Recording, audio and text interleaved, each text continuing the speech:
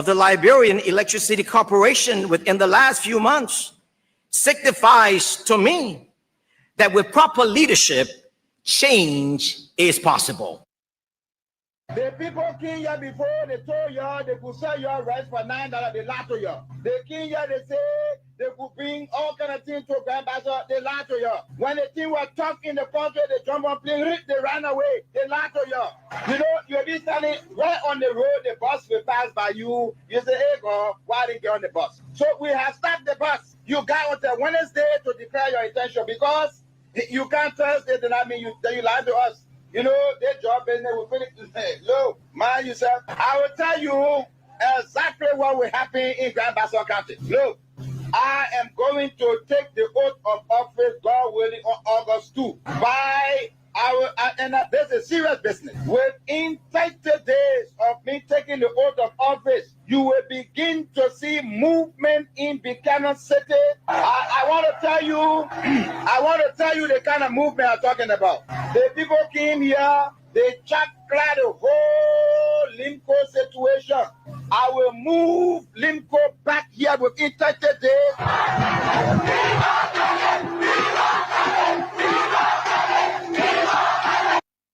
With this conviction, I hereby declare Wednesday, July 30, 2025, as a National Day of Prayer. On this day, I call on all Liberians and partners and everyone within our border, Liberia, to gather in our churches, mosques, and other places of worship to seek God's face. We should ask for this continued blessing, His blessing upon us, upon our land, and to renew our covenant for peace, unity, and reconciled Liberia. Our nation is moving forward. We are building on the gains of the last 2 decades with a focus on determination. We are improving Liberia's image on the international stage and rewriting the narrative of who we are as a people and what our country stands for. At home, progress is moving forward. We are building on the gains of the last 2 decades with a focus on determination. We are improving Liberia's image on the international stage and rewriting the narrative of who we are as a people and what our country stands for. At home, progress is renew our covenant for peace, unity, and reconciled Liberia. Our nation is moving forward. We are building on the gains of the last 2 decades with a focus on determination. We are improving Liberia's image on the international stage and rewriting the narrative of who we are as a people and what our country stands for. At home, progress is visible.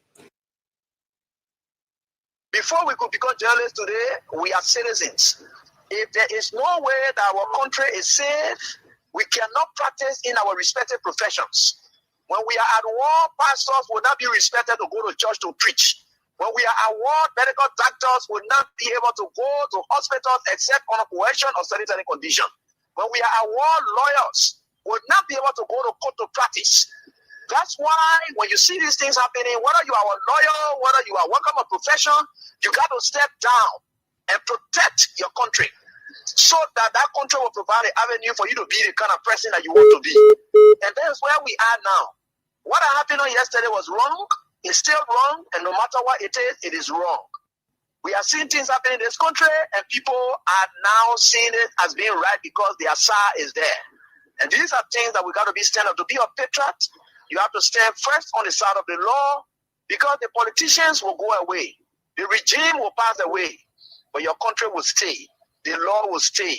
Your patriotism vow will continue to stay on. And these are things that we got to stand up for. It doesn't matter how people feel, what kind of side you want to be on. We just got to speak to the truth, and that is very much important.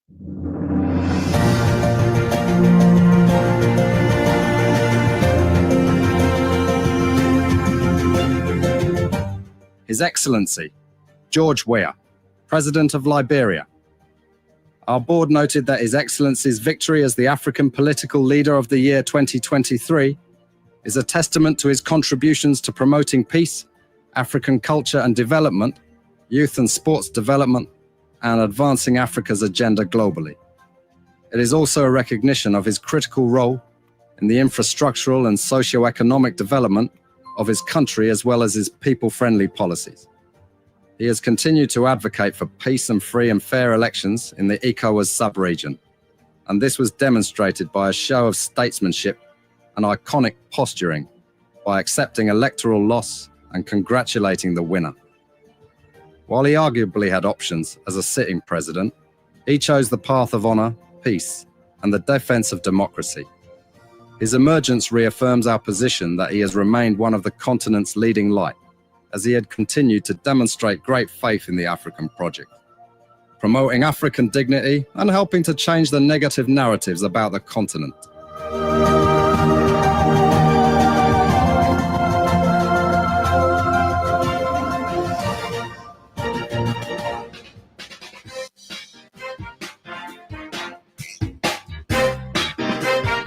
He is faithful, he is good, he is almighty, he is the God of the universe who keeps watch over each and every one of us every day.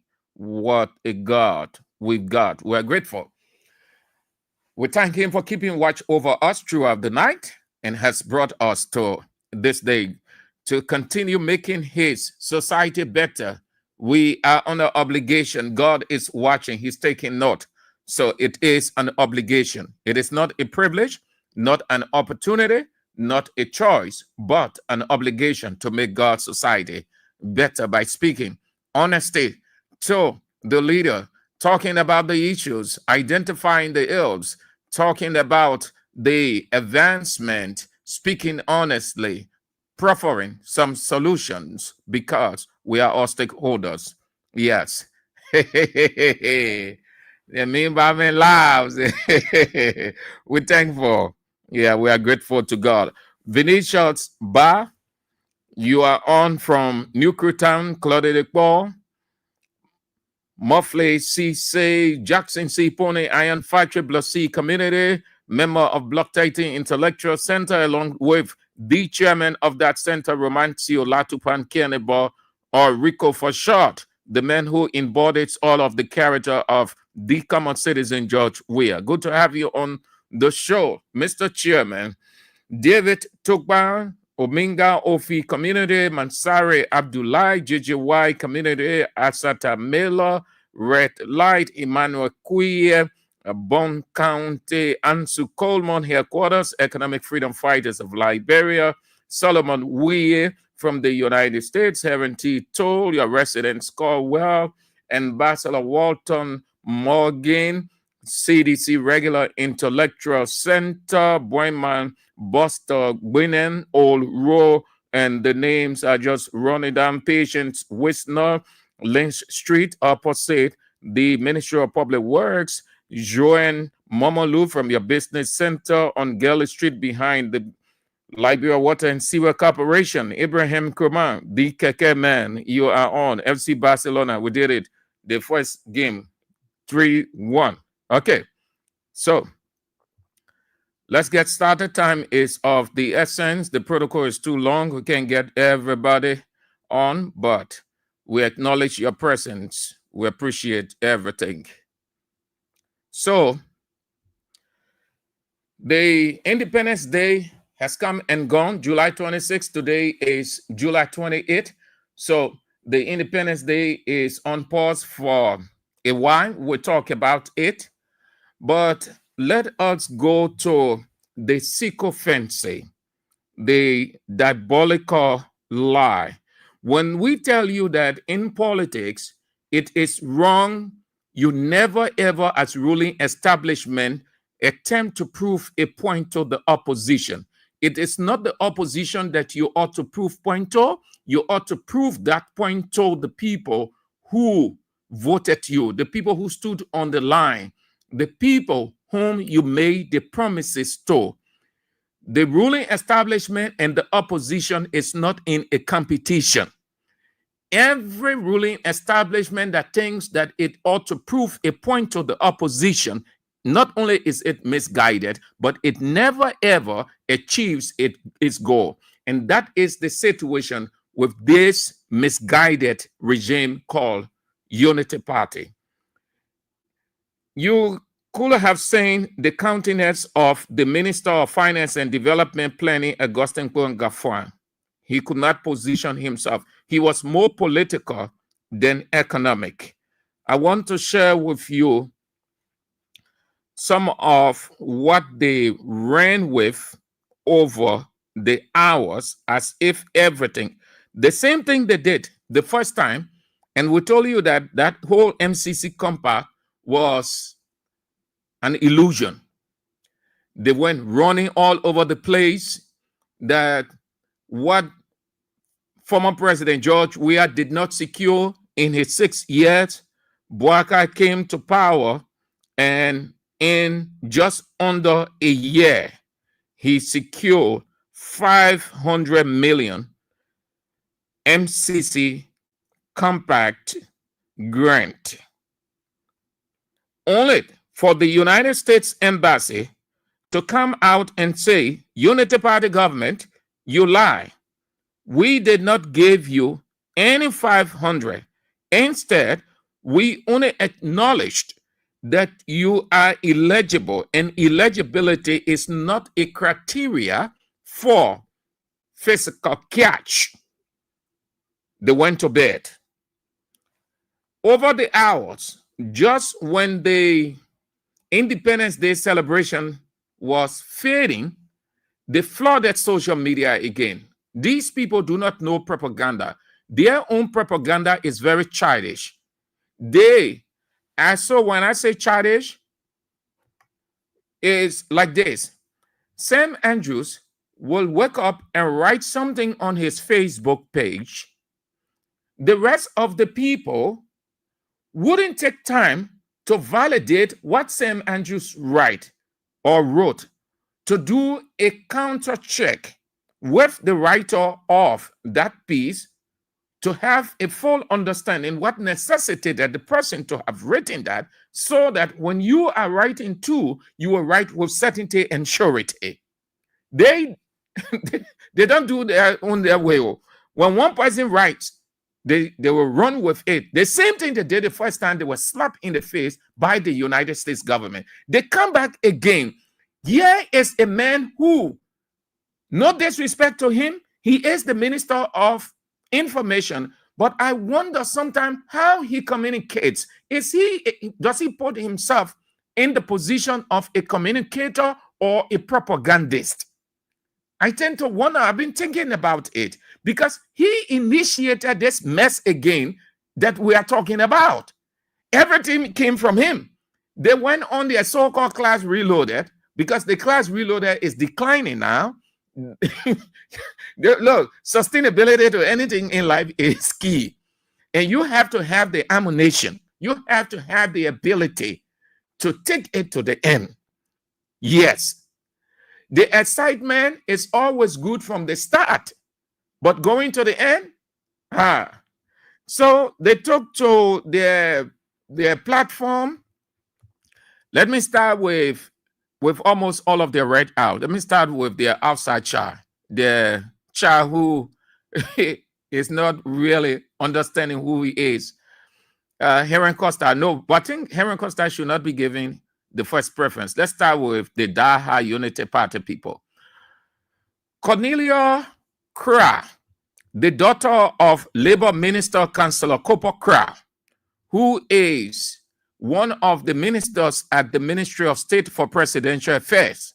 Hear what she wrote on her Facebook page just when the Independence Day celebration was ending. They flooded. Hear what she wrote. Enough is enough. This one day, really good news factory now. Then Kelvin DJ Matari, he came out. Over 500 million under the MCC for Infrastructure Development from the United States government. Good English. English bring more money. Congratulations, Prezo. Jefferson Arnold Siafa, he wrote, the US 500 million MCC compact, non-show face, dog it. Stephen Johnson, who is at the Liberia Airport Authority, he wrote on his Facebook page, plenty good things coming.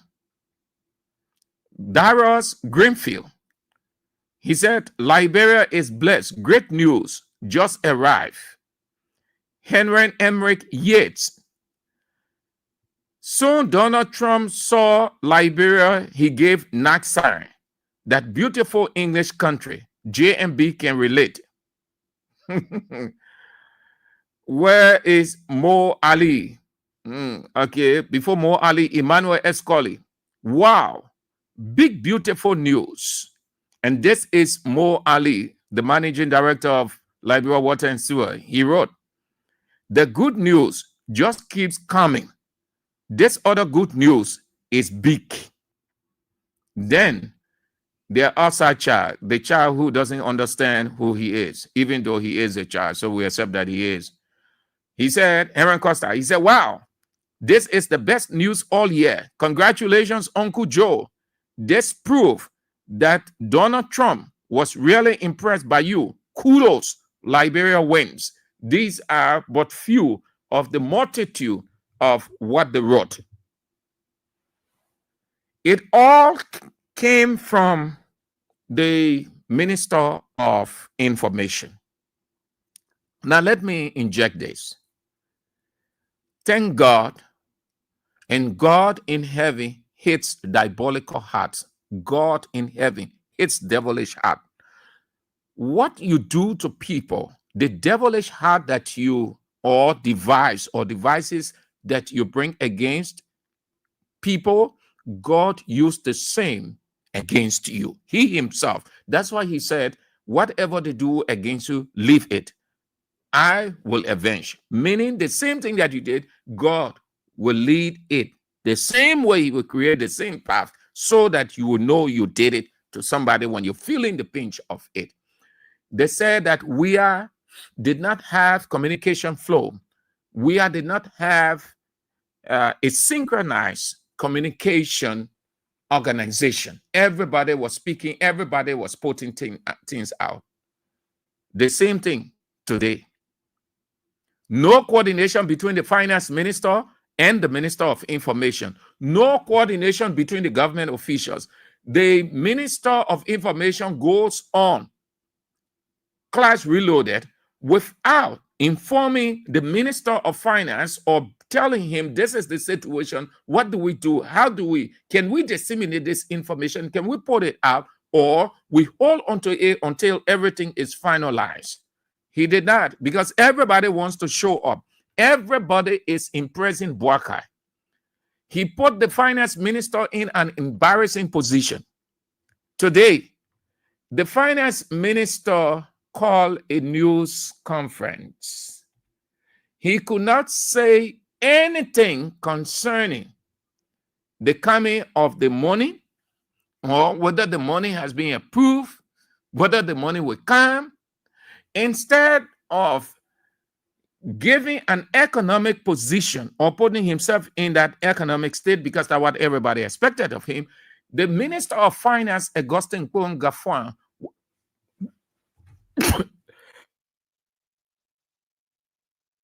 sorry, my people, these things happen, sorry. Yeah.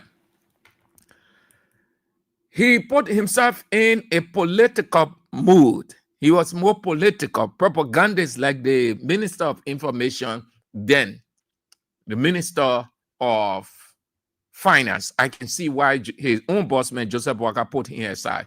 Have a listen to the man. The expectation was, along with all of his people that posted, that they would have heard the Minister of Finance and Development Planning, Augustin Kouangafouan, announcing the approval of the $500 million United States dollar by the United States government to the Liberian government, since they have met all of the requirements.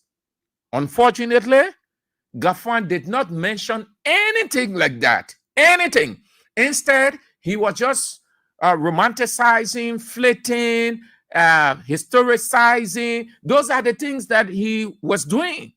If somebody is romanticizing, it means they're just playing with words, they're making fun, they're joking with people. And if the person is flirting, the person will just be saying things, and then there's laughter and calling people names, because flirting is like having love affairs or admiring something, just like that. Listen, those of you who have access to what he said today, the video, watch him. Those of you who were at the Ministry of Finance and Development Planning. So if you have access to it, you can watch it on the internet. Look at his countenance. The man did not position himself as the Minister of Finance. He did not know what to say. Have a listen to the man. Honorable Assistant Minister for Tax Policy walked in, gender specialists, a few other specialists. And those jobs were meant for Liberians. We put out the ad for the first two jobs, the national coordinator and the senior economist. That's the first phase he explained, which was not necessary. That involved other ministries, other institutions. Okay, let me fast forward, yeah? The transparency into the process leading engagement. We'll be able to give you details, the good relations we have, the good signals this government working with all of you, we are putting out there as a country, is keeping us on track, and we're very hopeful. When Liberia's case was brought before the MCC board last year in December, it was not only that we were approved, but we were unanimously approved. Not one board member raised any issue. So Liberia has friends across the entire US spectrum. And so the outgoing ambassador, is also very upbeat. Ambassador Turner, he sent me an email, very upbeat, that he's very happy that as he transitions, that MCC is still alive. And so next week, hopefully we'll be able to give you details, but there's where we are. There's where we are. Let's look to next week to get the formal board approval. But all indicators are positive for your country. So that's the briefing I wanted to give you, and give you the opportunity to ask one or two specific questions related to the MCC. Thank you. This time, we're not saying what to Madam Kitchen Woman, who will not regulate the question. Thank you. Agreement. We are at the initial stages of developing the compact proposal. But it starts with the constraints analysis. We're hiring a senior economist, a national coordinator, and all those people, they were to help, or they are to help in that process. Let me say that Liberia's engagement, or Liberia's respect at the level of the MCC is significant. In the email to me, the Deputy Vice President, Madam Robinson Morgan, said, and I will quote, she said, "I would like to thank you for your engagement and your collaboration. Please know that the MCC has the greatest respect for your government as a partner, and have greatly appreciated the opportunity to work together towards a common objective." So we're working towards a common objective.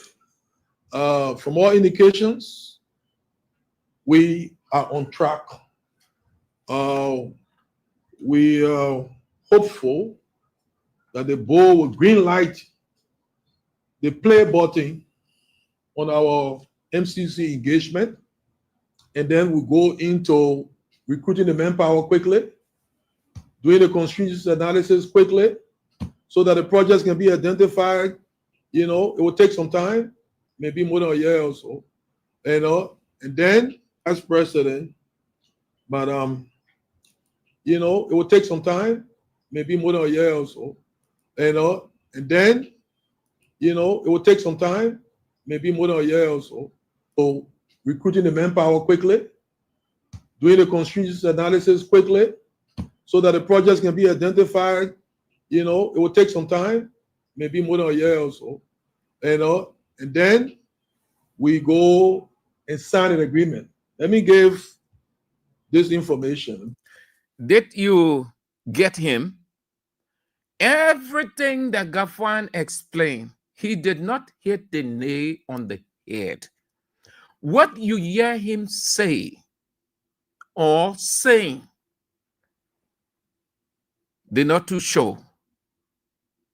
So he was more rhetorical than if this government had secured that morning with the United States government informing the Liberian government that, well, Gafwan press conference would have lasted for less than 5 minutes. I know him. He would have called that news conference, announced what the United States government has done with that, with the giving of 500,000, and what it means for Liberia and the Unity Party government. Pam, no question, he gone, because he knows that it will be all over the place. But he sat down, confused, didn't know exactly what he was saying. No disrespect to him, because he was historicizing and following the thing. The man just talking, oh, this other one did, and we met this, and we didn't want, and this other person, and the other person just walk in. When you see a person like that, it tells you that the person thought pattern is not well developed. The person just don't know how to convince the people, because his minister of information put him in an embarrassing situation. He was constrained to give this news conference because it went far and wide. So it is a weapon for the opposition now. So he said, okay, look, my man, we got to do something. We got to do something. The minister of information said, but you the boss, you the economic man, you the minister of finance. So you face the media. The man who caused the damage, he refused to face the media. The man who caused the damage, now he forced to come and say something. So he did not go to the main point. He never mentioned anything, money or how it's going to be. Everything that you see Gafwan explain, that future. At the close of the day, that means the press conference, Gafwan admitted that they are not too sure. They are at the mercy of the U.S. government. So it's like, when we wake up tomorrow morning and the U.S. government say, okay, we agree. Yeah, he said we approve it now. Fine. But until that can happen, he's not too sure. Listen to the end. People are comparing with Sierra Leone. Sierra Leone won a second compact, I think, if I'm not mistaken, 2020 or 2021. Second compact. Liberia won a second compact December 2024.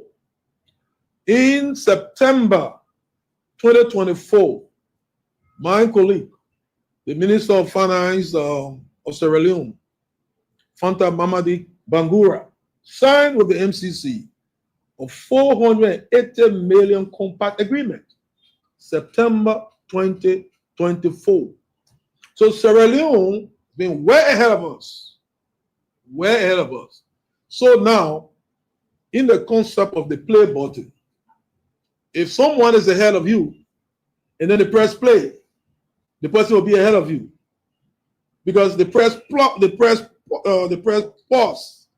Everybody, you know, remember that thing in the past where they say stick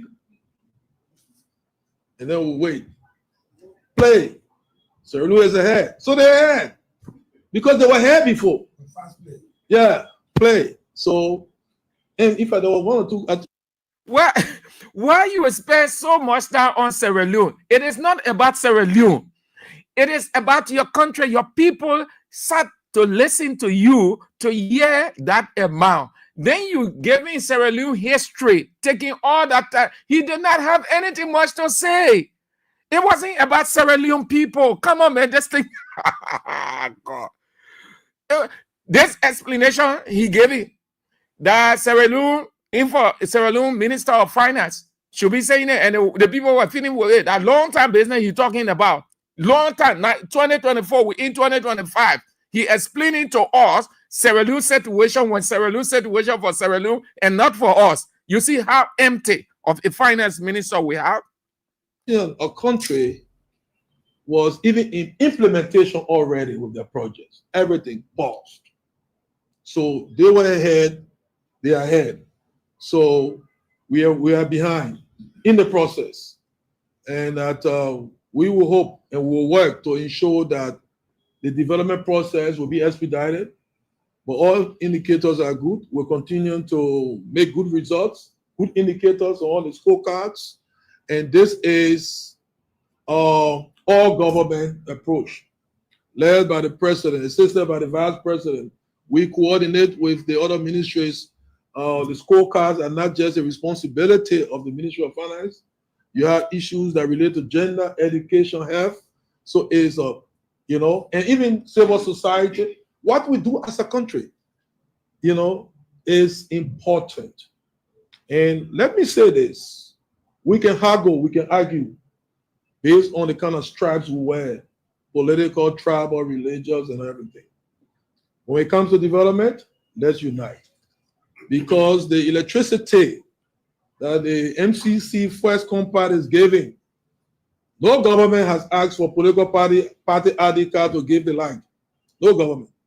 The roads that are being built, no government has asked for political party ID card, tribal ID card, religious ID card, as to who will get on the road. You're listening to your finance minister? Hey, God. Hey, man.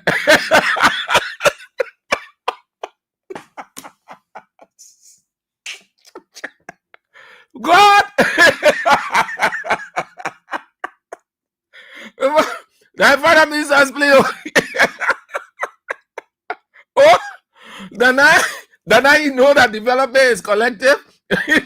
It's not on party line.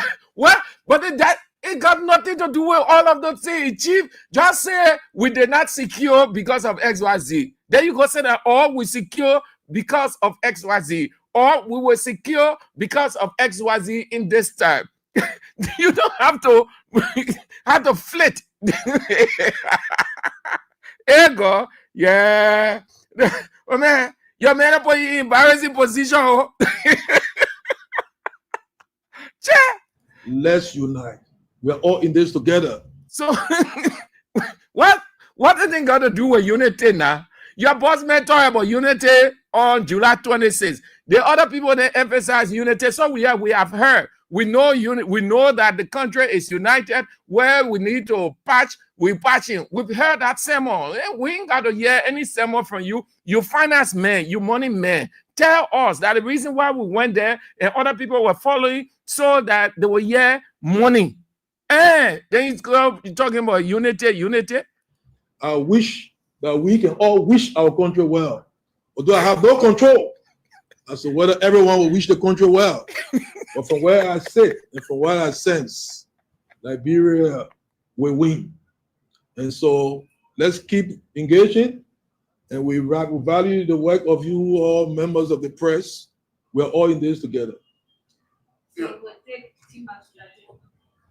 As a minister, you have a process where you go to hospital and someone describes your presence in the hospital as death. And it is found out that you have not died. People will celebrate the mere fact that you did not die, because others might have been wishing your death. So those that are celebrating might have been celebrating the fact that, the MCC process did not die. That alone is a cause for celebration. Because while I hope But if the MCC process did not die, it's not your business. You got nothing to do with that one. That the American People's Organization, your country, MCC, not your country. America, not your country. State chief, we could not get the money or the information that came out by some of my colleagues. It's wrong. We can't run like this as a government. Going forward, people should not just put things out without validating, because it embarrasses us who are within this sector. That's all you need to say, and be honest and move on instead of romanticizing and flirting. Chief, you are a minister of finance. Why you stoop so low? When I said a job half for Gaffo and he finally exit strategy, then you can argue. You say, oh, the people are against everything. You want to look at finance minister. Look at the kind of thing the man say. The man gave her no solution. I see what Bwagapo here aside and brought Jeremiah Kun to solve simple economic problem. And no one was celebrating or wishing for death. As I said, I cannot say that people did not wish for it. You get what I'm saying? So I can understand celebration. You heard what I read from the vice president, deputy vice president for compound operations. Liberia has a very strong relationship with the U.S. President Walker was among 5 African heads of state selected by President Donald Trump. The White House has been an interesting place to be for presidents. President Walker came out, and Liberia became, a place of positive attention. You see, look, things are interconnected. People are talking about the celebration of Christmas, 26, all across. The typical Liberian, there's no joke. It's hopeful. Whether it's in the US, the UK, Australia, why did you see the vim and vigor in the celebration? And there's across political parties. I celebrate Liberians for celebrating Liberia. Indicators are looking good for our country. Besides the MCC, we're working with the IMF for something called the Resilience Sustainability Facility. When we have done what we are doing, it's going to unlock some resources to this country. It's going to the development of this country. So we were declared eligible for the development of a compact proposal. That was what we want. Simply put, he's saying that now they come and start working now. That now they come and start doing something. At first, the people saw them as illegible. And we told them, we explained what illegibility in such context. They argue unnecessarily. There where we are now. You can be illegible for something, but it's not a foregone conclusion to receive. Illegibility is relative. It can be on several factors. It doesn't say because you are illegible, so it is going. And it is based on that the U.S. government immediately released a statement and say illegibility is not a criteria for the receiving of money. So he confirming now, look, we're starting from 0. And if we don't do anything significant, then we must forget it. I have not reached the stage where we have signed with the American government or compact agreement. Did you hear him? Yeah. We have not reached the stage. We have not reached the stage. Listen carefully. Yeah. The White House has been an interesting place to be for presidents. President Walker came out and mounts and everything. At that point, the dollars and cents will be known. Why I hope that no one was celebrating or wishing for death, as I said, for the development of a compact proposal. That was what we want. We had not reached the stage where we have signed with the American government or compact agreement is going to the development of this country. So we had not reached the stage where we had signed with the American government or compact agreement that we want. We had not reached the stage where we had signed with the American government or compact agreement. Projects are identified in the various sectors. You'll be clear on the sectors that will benefit the amount pact agreement. A compact agreement comes after a constraints analysis is done. Projects are identified in the various sectors. You'll be clear on the sectors that will benefit, the amounts and everything. At that point, the dollars and cents will be known. As I said, it will be significant. You got him? The first, he said they have not signed any agreement for anything money with the United States government. There are conditions. And when those conditions are met, which he explained some, then an announcement will be made for a money. It could be 500 million. It could be less than 500 million. He confirmed. So you see why those guys could not have done what they did. It was wrong. You see? My chief, please end your speech, yeah? Compact agreement comes after compact agreement have done what we are doing. It's going to unlock some resources to this country. It's going to the development of this country. So we were declared eligible for the development of a compact proposal. That was what we want. We had not reached the stage where we had signed with the American government was what we want. We had not reached the stage where we had signed with the American government was what we want. We had not reached the stage where we had signed with the American government was what we want. We had not reached the stage where we had signed with the American government or compact agreement. A compact agreement comes after a constraints analysis is done. Projects are identified in the various sectors. You'll be clear on the sectors that will benefit, the amounts and everything. At that point, the dollars and cents will be known. As I said, it will be significant. It could be lower than 500 million. It could be much higher than 500 million. So all we need to do is to wish our country the best. And, things are interconnected. We have won a seat, a non-permanent membership. All right, Chief, thank you. Thank you. It's clear you already made a position that nothing. Pen was not put to paper.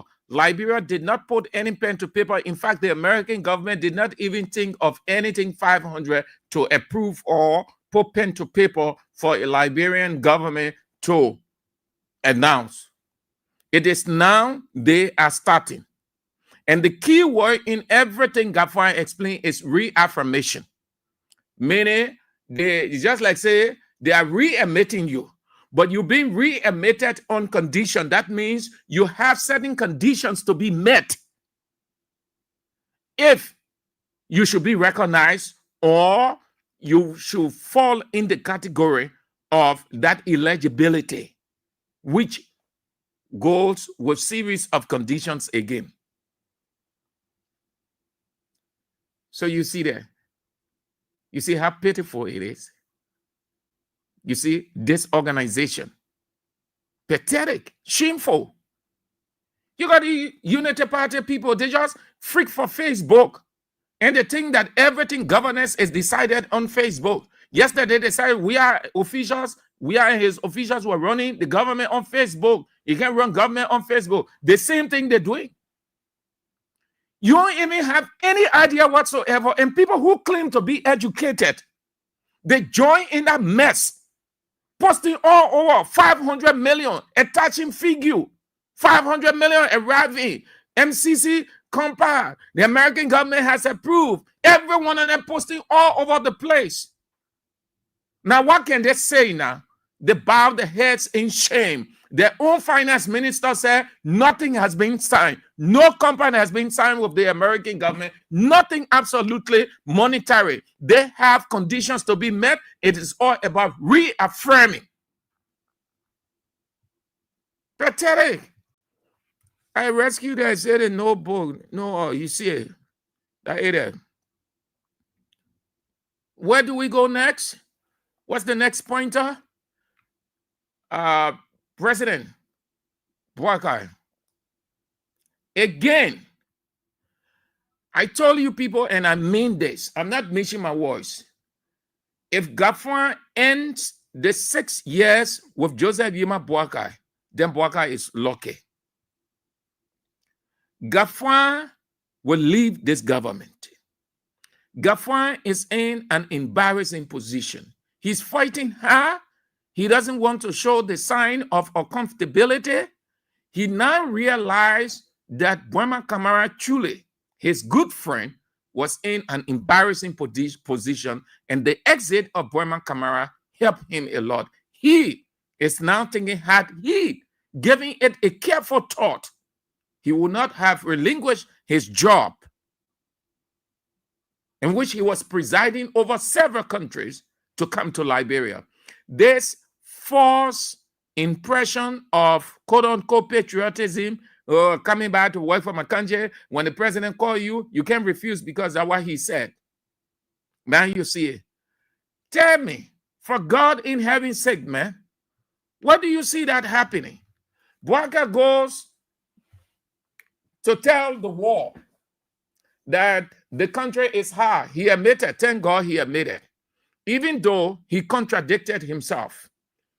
He said roads are opening, bad roads are turning into good roads, vehicles applying the counties here and there, products are being supplied, farm to market roads are opening, the prices of commodities have dropped.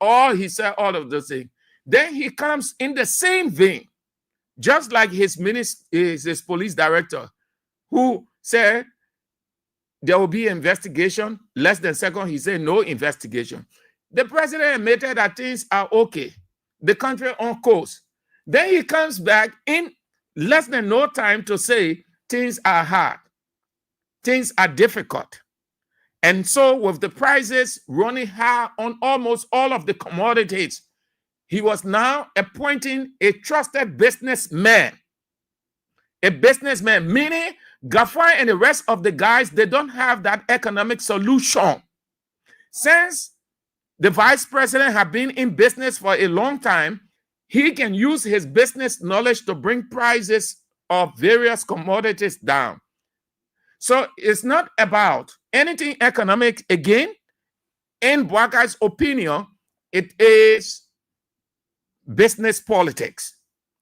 Jeremiah Kuhn, whom he referred to as a trusted businessman, go in there in 45 days, solve the problem, while Gafwan and the rest of the people can enjoy themselves at the Ministry of Finance and other places. How can you do that?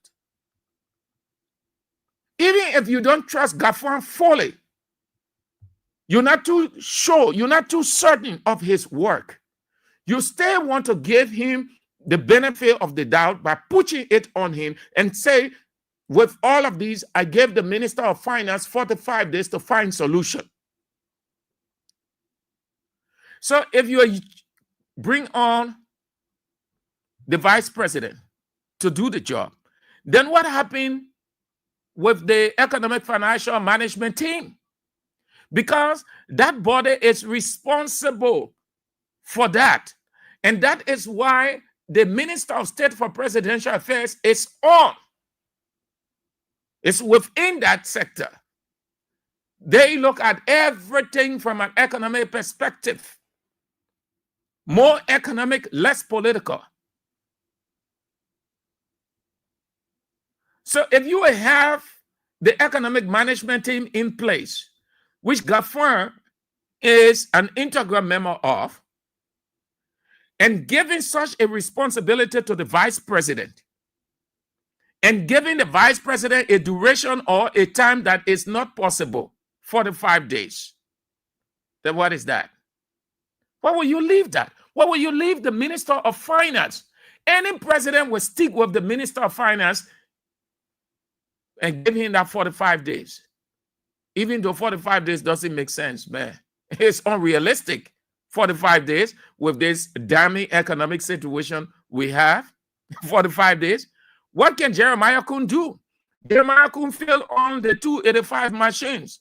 He appointed Jeremiah Kun. Nothing yet. The nation can't hear anything. Now he has given Jeremiah Kun another responsibility.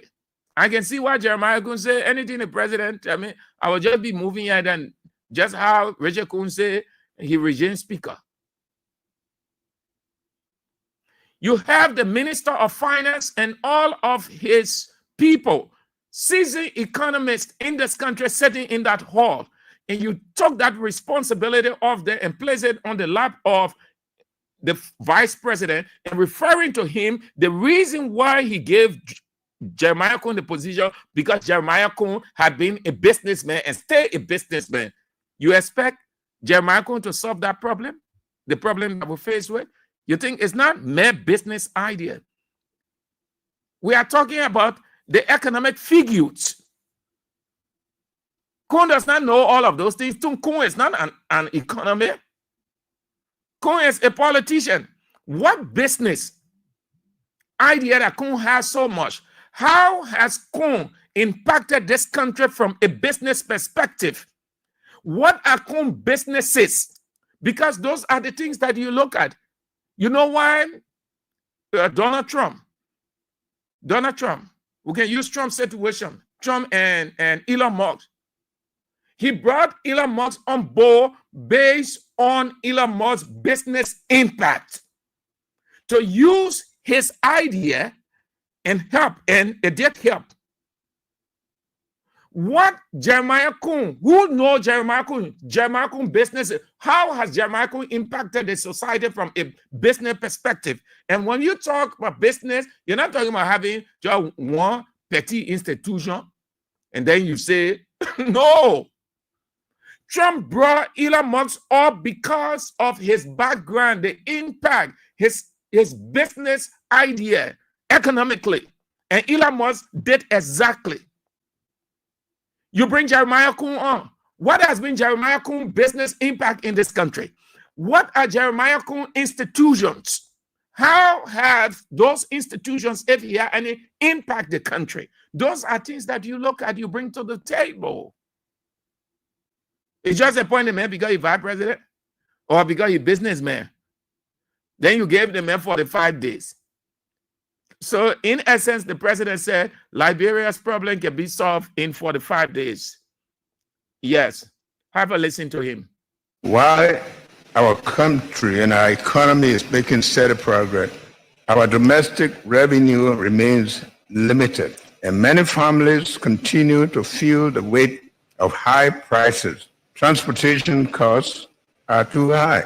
The prices of flour, sugar, and other essential goods continue to be a burden. Building materials are still expensive, making it hard for ordinary Liberians to construct houses and businesses.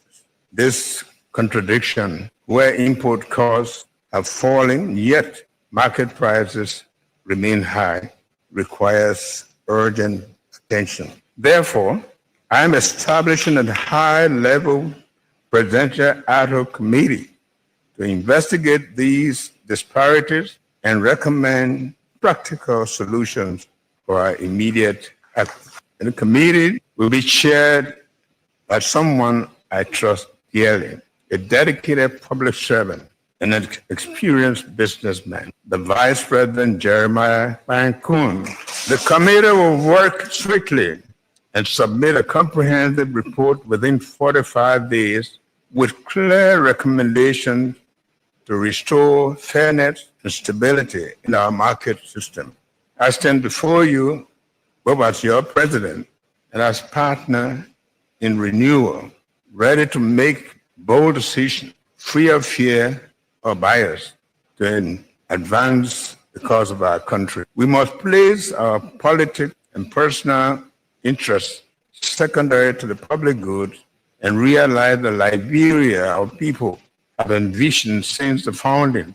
I will work with every Liberian, regardless of their political affiliation, because building our nation is bigger than any one group or anyone's interest. As we look ahead, let us remember the words the late President Jimmy Carter spoken right here in Liberia decades ago. President Carter spoke of a people determined to build a society which reflected the dignity of their souls and the hope of their hearts. The determination lives and is still with us. Thousands of Liberians are very determined to contribute to this country. We want to thank you for your contributions. President Boakai giving his trusted businessman the responsibility to solve the price of commodities problem in Liberia, even though the Minister of Finance say he can make it. Where's that clip on Gafwan when he came first?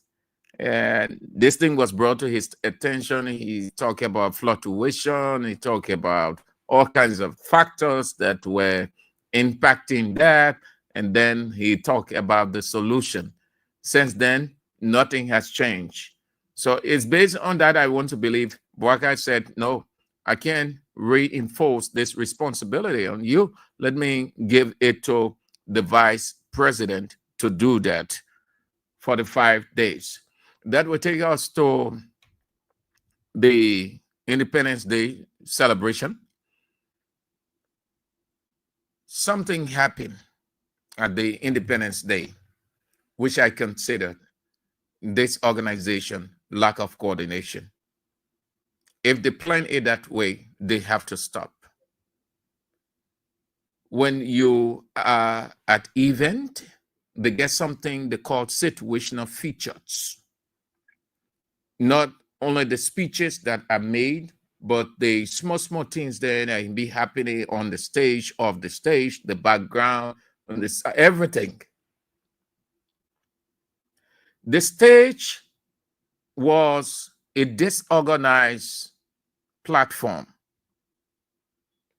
You did not have any restriction before those dignitaries. People were just walking from one end to another, crisscrossing in front of the people. The protocol officer will say, press, please clear. Clearly, press, please get aside. The protocol officer too, along with her colleagues, they need not to do this. This is the first time I have seen this. In any event, I have never, ever seen that before. It is this government, July 26th celebration, gave me that understanding. The protocol officer or the chief of protocol, whether she's the chief or deputy, stands at the podium. She is talking, taking people off the stage, and then she took the telephone from her pocket and put it in her ear like we answer phone, like this. And then she said, okay, all right. Standing in front of the people, can you imagine that? It's on. You go back to watch it. She said, all right, all right. Then she put the phone back in her pocket. and say, please, let's stand. The president of Ghana has arrived. And then she looking like this. She looking to see whether what she said is actually the president of Ghana or she didn't make a mistake, like what they did at Buakai's inauguration. It is my first time. I thought everything is arranged. That's why you have the protocol. And every protocol person should be familiar with the guests. Everything is rehearsed.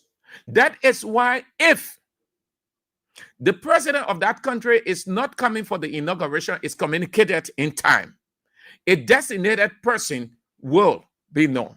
So they rehearse all of those. When you see a protocol person standing up with relaxedness, we are pleased to announce the president of Senegal, Bassirou Faye.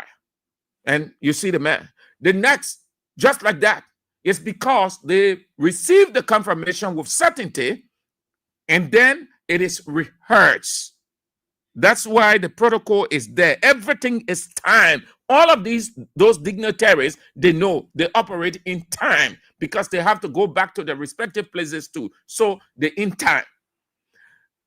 I have never seen that people. If you people have seen that before, then no problem. Oh, then maybe it's normal, but I think normal. For protocol person, the Finabono, they used to say Finabono, you know nothing. She knows she couldn't do that, she can't do that. We never saw that. Oh. Even before Finabono, the other protocol people, we even see it from any female. The men part don't even talk them because the men are veterans. But the women, because our woman protocol, they want to talk the phone from in her pocket. Yeah, okay. In front of the dignitaries, presidents, her own president, other people. She knows. I saw when she went back, the people told her, oh, that was not right. Oh, yeah, okay. All right. Then she put the phone in her pocket. Yeah, please. Yeah. And now the president, the arrival of the president of Ghana. And she did not even call the man's full name. She did not even know how to pronounce the man's full name. Just to say, President John Dramani Mahama, we are pleased to announce, please, can we stand or let's have or the arrival of the president of the Republic of Ghana, John Dramani Mahama. And then protocol on in a joke. That skill, but it's a special skill. Okay. That one of the features, we'll talk about the other one every day. Every day I will bring one. Every day. When even on, yeah, just be watching. Small. I don't think that you go to a journalism class, they will tell you some of these things. It's not only the person speaking and you just follow the address. You saw what happened today with Gaffan and those journalists? Gaffan bullied them. None of those journalists were even critical. No disrespect, we are all colleagues. But Gaffan just created a lecture session. He's just talking all kinds of things. In a news conference, I will cut short. Mr. Minister, can you tell us whether your government signed for or that the United States government has approved the 500 million? We saw most of your cabinet ministers and deputy ministers flooding social media with a confirmation that you people have received that money. Can you confirm it here and now, sir? That's why you ask the man, be blunt with the person. We know that at the end of the day, Gaffan will get something because all the so-called big features then, they stay running behind those small thing there. Yeah, I heard a man saying he praising people. Yeah. Your country, T-Max, and your country, he calling journalists their name, playing on them. That's the reason why nobody asks critical questions. Gaffan just there talking. I say, look, no reason why the media will just be to and fro. Let's go to the oration. The oration was almost 35 minutes by Dr. Don. He touched every facet of society. That was good. He made some, had recommendations, but he re-emphasized reconciliation. Even though reconciliation is cosmetic under this government, Boakai really don't see, or reconciliation is not part of Boakai's character. I say this for a fact because we've seen it over the time. The president will just talk. It's one thing using words, sounding so pleasant, speaking beautiful English, like Donald Trump will ask him or say to him, and then putting those beautiful English into action is the most important thing, the most difficult part. Again, the orator, like speakers before him, will talk about reconciliation. But Mr. President, before the orator, had all along talked about reconciliation, unity, uniting this country, keeping this country as one, all kinds of stuff. You just heard him in that instruction given to Jeremiah Kuhn to create price stability for the 5 days. He said that he will work with everybody, whether opposition, imposition, he will work with everybody. Another empty statement he has made. Before then, what did he say? Unification Day. Hear what he said. Earlier today, placed special goodwill telephone calls to former presidents Ellen Johnson Sirleaf and George Manuel Weah, as well as eminent national leaders Benedict Wilfred Ure and Alexander Benedict Cummings. I also reached out to the Liberia Council of Churches and the National Muslim Council of Liberia, as well as the chairman of the National Council of Chiefs and Elders of Liberia. This is our own way of forging the spirit of unification and inclusion, assuring all that our doors remain open for any meaningful engagement that will help our hands in nation building. That's where the emphasis is. Meaning, no man is an island, no president is an island. You can never do without your predecessors. You can have all of your people of the same kind, meaning the party all around you, but you will need those from outside, those who serve before you, those who are former, their expertise is needed to move the country forward. When they say nation building, it means all inclusivity. Everybody's idea is needed. When you can incorporate people's idea, it helps your institution move forward. The country had all along been divided. Division is the order of the day. So much so that, in fact, it has gotten worse. It's worse on the Boakai than any other government. The orator is aware of Liberia's scenario. So in his address, he brought up that, speaking directly to Mr. President, telling him that this is key. This is sine qua non to development. You can talk about roads, talk about the economy is improving. You can have structures all over the place. But once your country is divided, or our country is divided, the stakeholders are divided, you can have a good government or a good country. The wounds of tribalism, the wounds of exclusion, the wounds of economic injustice and political and gender violence. We must dare to believe that tomorrow can and will be better by creating the space for reconciliation, dialogue, restorative justice, and for building bridges across our divide. And will be better by creating the space for reconciliation, dialogue, restorative justice, and for building bridges across our divide. By creating the space for reconciliation, dialogue, restorative justice, and for building bridges across our divide.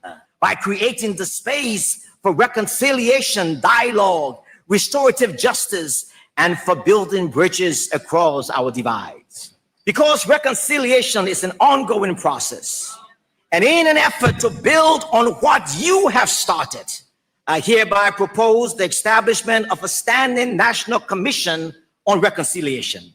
This body, nonpartisan or nonpartisan and inclusive, would be tasked with contributing to the work of national healing from county to county, from village to village, from town to town, talking about historical truth-telling, civic education, and programs that promote social cohesion. But the work of healing, however, is not for government alone. It is the responsibility of each Liberian to lay down hatred, to uproot prejudice, to choose the hard work of peace over the ease of bitterness. It is time for us to confront painful chapters of our history, not with anger, but with resolve. Resolve to build a Liberia where each chapter will never, where these chapters will never be written again. And that is the problem. That's what suffering this government. They harbor hate.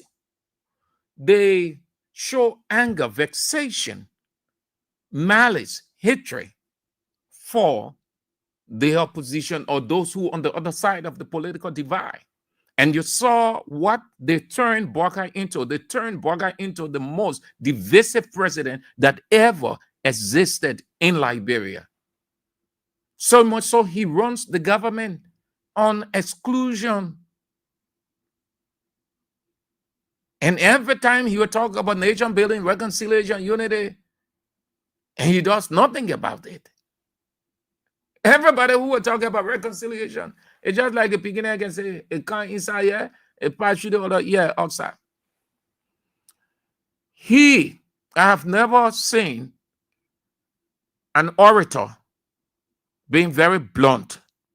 Most of the orators that I listen to, their oration, they will sidestep. They will either put things against the opposition, make the government to feel that the opposition is a problem, or that the opposition is non-cooperative and that the government is working good. This one was very honest. You can operate without the opposition. The opposition cannot be demonized. They are not enemies of the state. Oh yes, he couldn't have put it any better. He was right. Democracy is not a spectator sport, nor is it the crowning of any one ruling party. Democracy is the constant exchange of ideas, the clash of visions for the common good. Our opposition parties must be respected, not demonized. They are not the enemy of the state. They are part of the machinery of accountability. A nation where opposition voices are silenced is a nation walking into darkness. Let us not fear disagreement of accountability. A nation where opposition voices are silenced is a nation walking into darkness. A nation where opposition voices are silenced is a nation walking into darkness. A nation where opposition voices are silenced is a nation walking into darkness. A nation where opposition voices are silenced is a nation walking into darkness. Let us not fear disagreement, but let us fear apathy. Let us debate passionately, but respect one another's deeply. Liberia needs strong government, but it also needs strong opposition. One another's deeply. Liberia needs strong government, but it also needs strong opposition. Liberia needs strong government, but it also needs strong opposition. Liberia needs strong government, but it also needs strong opposition. Liberia needs strong government, but it also needs strong opposition. Together they form the engines that help the ship of democracy go sailing still. Notwithstanding, we call on the political opposition in Liberia to demonstrate leadership, integrity, and a deep commitment to the democratic principles that unite our nation. Thank you, sir. And then he at least made Barker happy. He was smiling. He talked about progress in his opinion from his observation. In just a few short months, your government has shown that integrity and public service are not relics of the past, but vital tools for national transformation. Permit me to highlight just a few of these areas. On anti-corruption and governance, just yesterday, the signing MOU between the Financial Intelligence Agency and the Anti-Corruption Commission is an indication that you are taking the fight against our number one enemy, corruption, seriously. On infrastructure development, driving from Monrovia to Zwedru, I have witnessed firsthand a renewed momentum in road rehabilitation, reminding us that inclusion must begin with access. In addition, the performance of the Liberian Electricity Corporation within the last few months signifies to me that with proper leadership, change is possible. On education, increased budget allocations, teacher training programs, the distribution of learning materials to underserved communities, and new investment in childhood education all speak to a government reclaiming education as a national priority. On health and social services, we see growing access to rural clinics, partnerships with international donors, and stronger support for healthcare workers. The emphasis on maternal health is especially commendable because it relates to saving lives. On agriculture rehabilitation, by elevating food security and empowering local farmers, your administration is realigning a long overdue national dialogue. Liberia must feed itself. If we grow what we eat, we will grow the economy from the ground up. The procurement of fire trucks, the purchase of buses for our national transportation system, these are not just promises, my people. They are actions, and we acknowledge and celebrate them.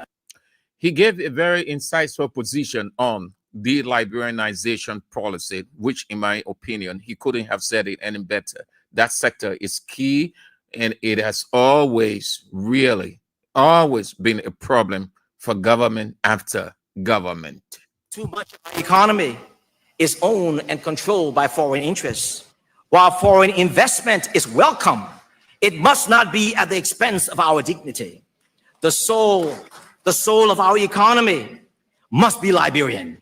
Liberians must be actively involved in owning businesses. Liberians must be positioned to create wealth and not just consume it. To do that, we must nurture and grow a vibrant middle class, one that builds entrepreneurship, skilled labor, professional excellence, and innovation. A strong middle class is the backbone of every stable society.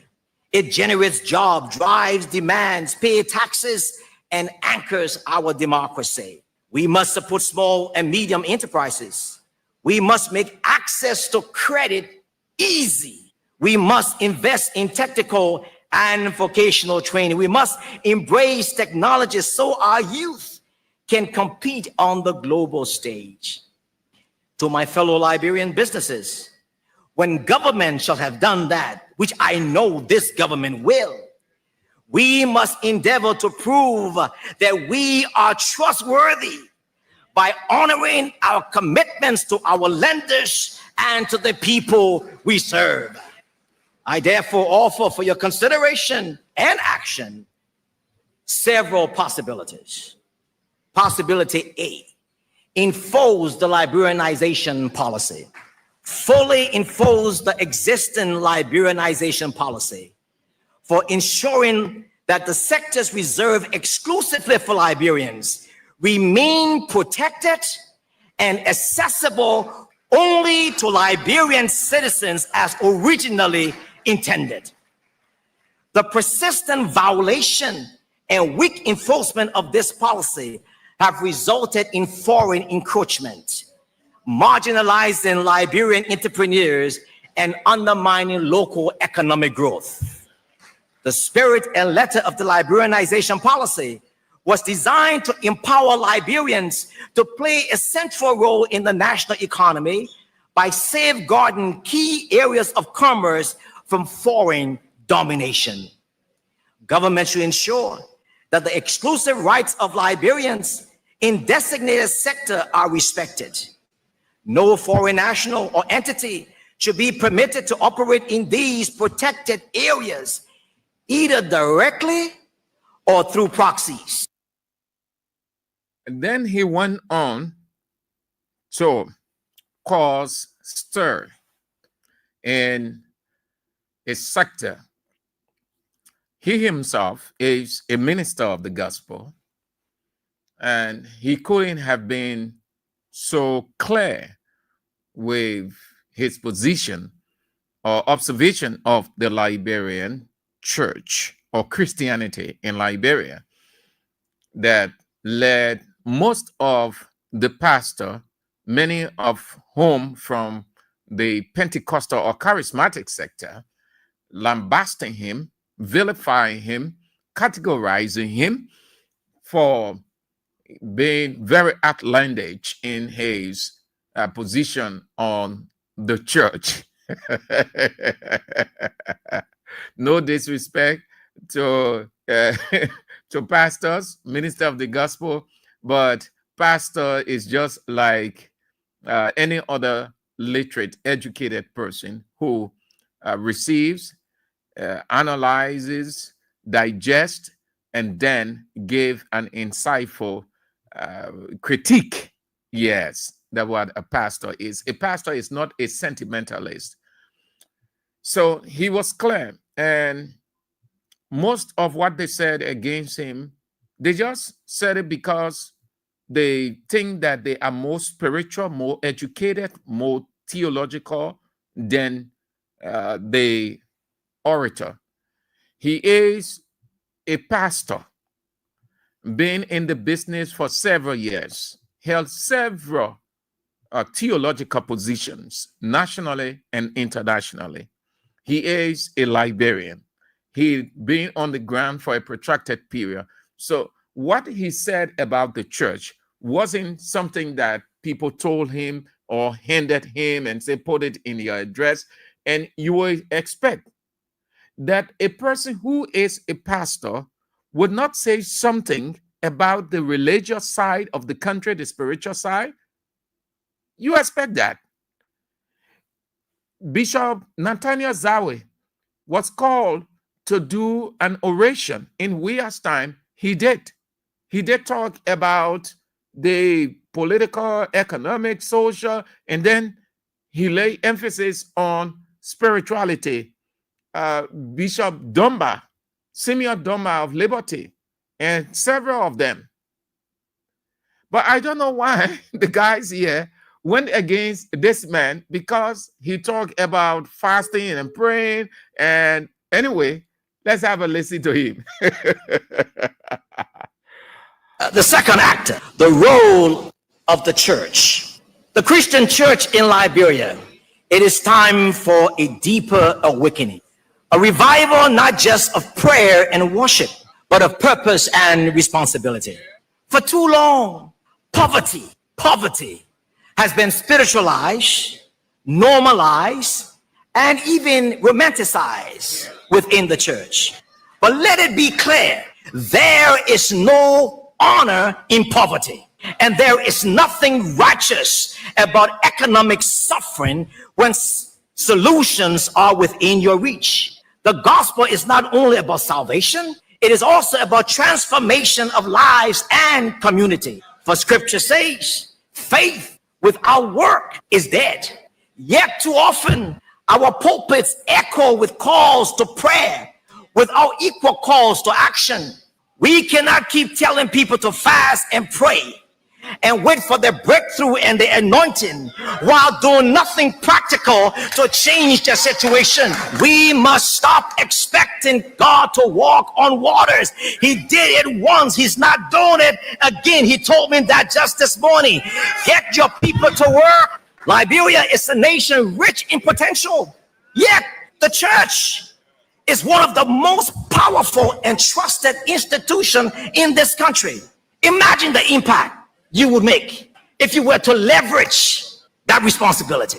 Imagine the communities in which you reside. What will happen if you begin to hold classes on some nights and stop having prayer meetings 5 nights a week and use some of those nights to empower your people? How to open a bank account and stop telling to sow seeds so that you can drive a better car. Mr. President, I'm almost tempted to ask the national legislature to enact a law arresting clergy for manipulating the people they serve. The church must lead the way in breaking the circle of poverty, not by blaming the poor for their condition or putting them into passivity. All of us want to go to heaven. All of us want to wear a starry crown. All of us want to walk on street paved with gold. But by damn, what's happening down here? Transform the lives of the people. Okay, so please let me inject this, then we can turn to you. This is very serious, as every other pointer.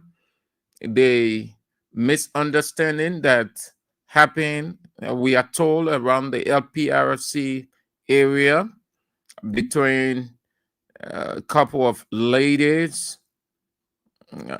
Emilia Bendu. Yeah, yes, LPRC, that's the same area. Yeah. According to the story, it also involves Salome, and yes. So, Verite News reported this morning that Emilia Bondo, who is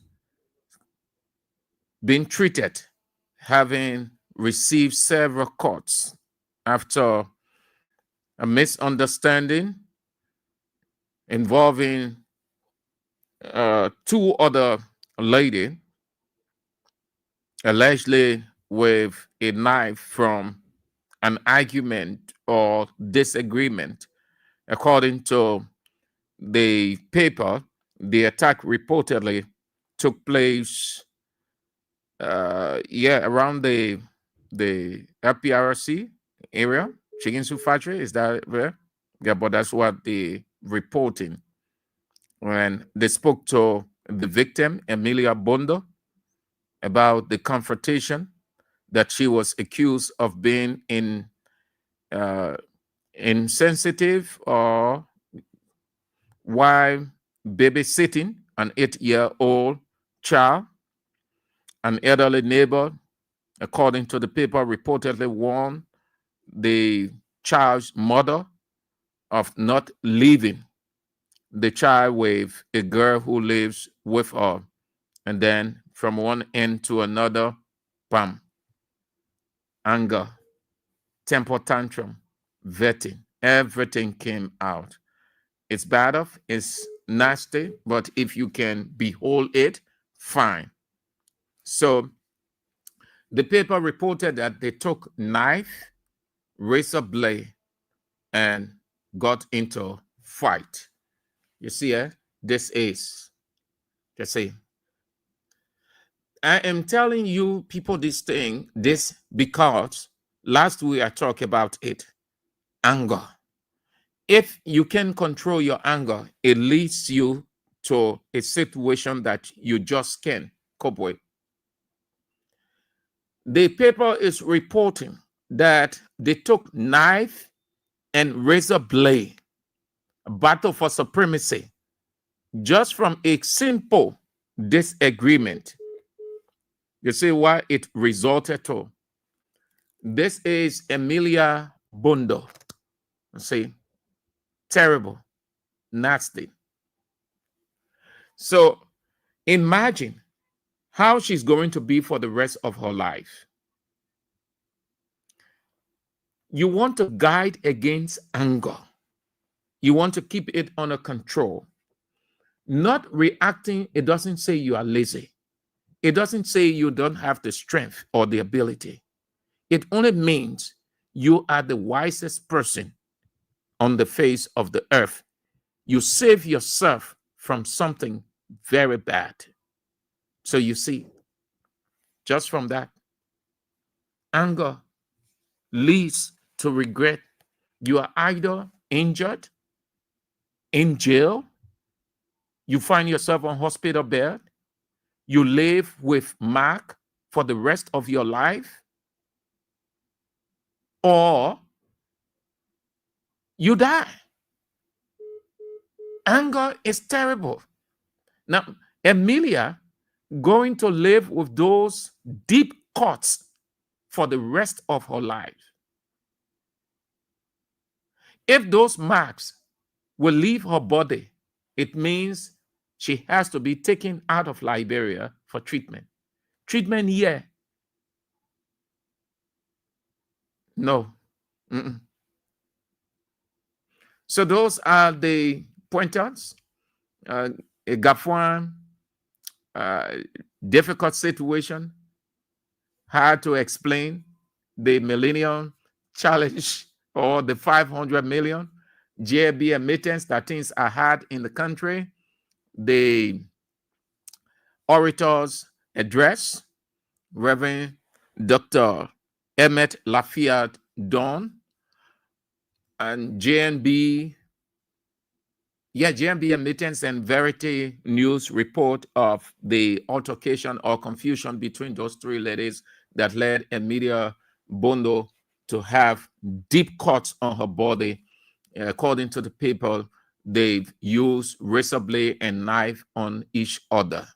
So they took lethal weapon for each other.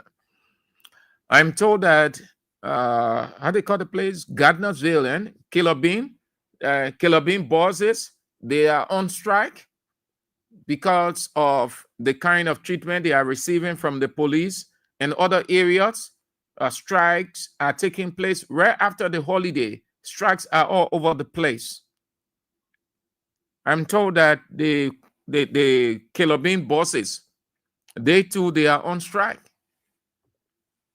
What is happening? The president said everything is okay. The country is running well. Things are fine. But then why these strikes all over the place, the protests all over? Let's turn to you to have your say. Brillia Warren said, powerful message. Rodney Jam, where is this guy living? Okay, I think you're referring to one of your guys who, okay. Okay, Josephus, what the orator? All right, let's go to the line. Okay, have your say on 0772 23 99 33 0886 3044 777 98 0375.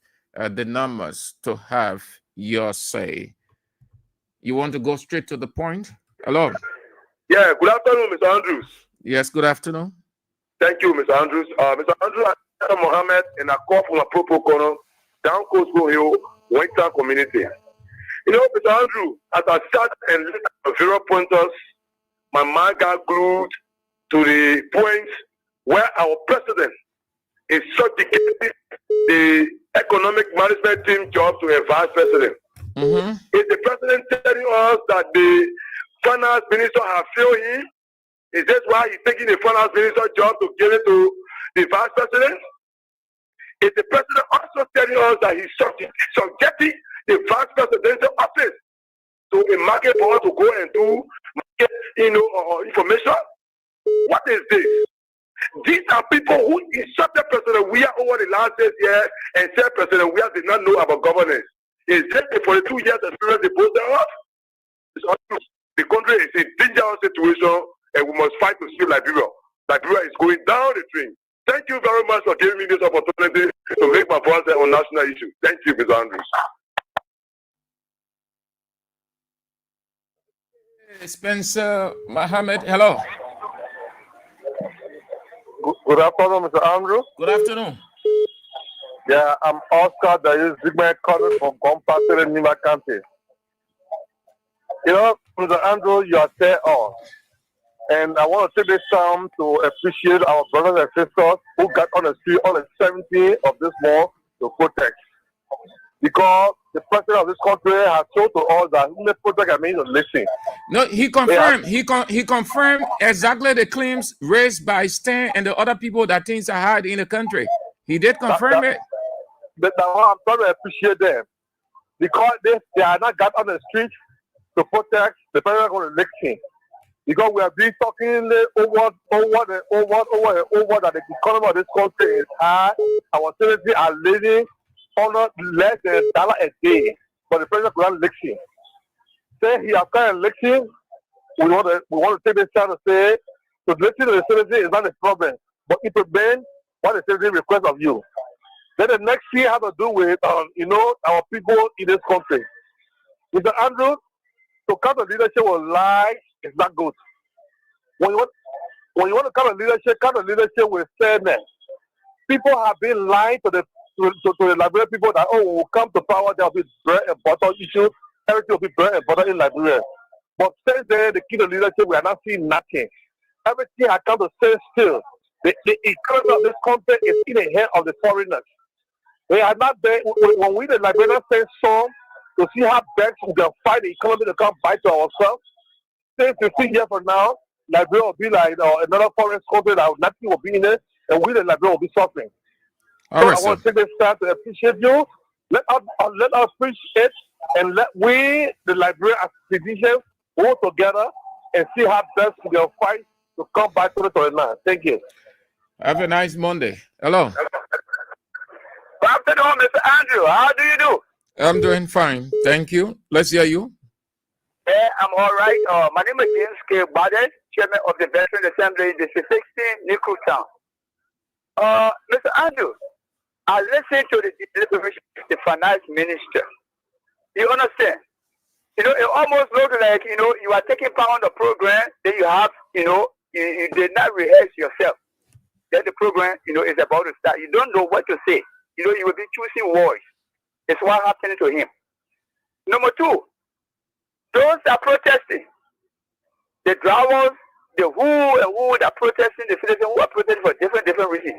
Why should they protest, Mr. Andrew? At the time when Molu said that people, they let go protest. They said it was not necessary. Why are they protesting? Why they say they want to get people protest not necessary? These are the things that Molu that are coming far ahead, putting people out of job, starting lying people, disunity, marginalizing people, all of these things. These are the things that make so far ahead. Say, this thing will not be good for us. But people, you gotta go and tell the government that this is not correct. They say protest was not necessary. Why are they in the street now? Why the drivers are protesting, parking their buses and their taxis? Why? You see what's going on? So if people tell you, say, let's do this, you must be able to agree with them. Thank you very much.